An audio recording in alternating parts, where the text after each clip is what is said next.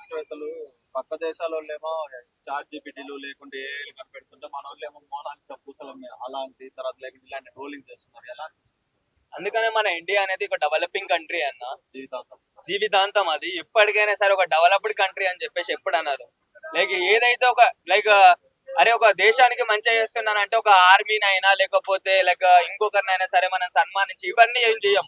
ఎందుకు ఒక social మీడియాలోనే like ఒక ఆర్మీ గురించి లైక్ ఒక పనికిరాని చిల్లర విషయం గురించి పెట్టు, లైక్ పనికొచ్చే విషయం ఎవడు పట్టించుకోడు, పనికిరాని విషయాన్ని చాలా పట్టించుకొని లైక్ అంత వ్యూస్ తెప్పిస్తారు.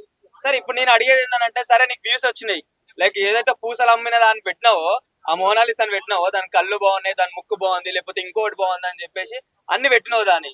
సరే నీకు ఒక రోజు లైక్ ఒక వ్యూస్ రావచ్చేమో నువ్వు సోషల్ మీడియాలో పెట్టినందుకు, లేకపోతే నీకు నెలకు ఒక దాని వల్ల ఒక 10,000 రావచ్చేమో.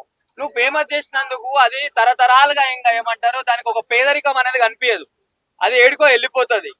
కానీ నీ బతికేంది తెలుసా, నువ్వు ఒకరిని ఫేమ్ చేసి నువ్వు ఎవడో తెలుసా నువ్వు.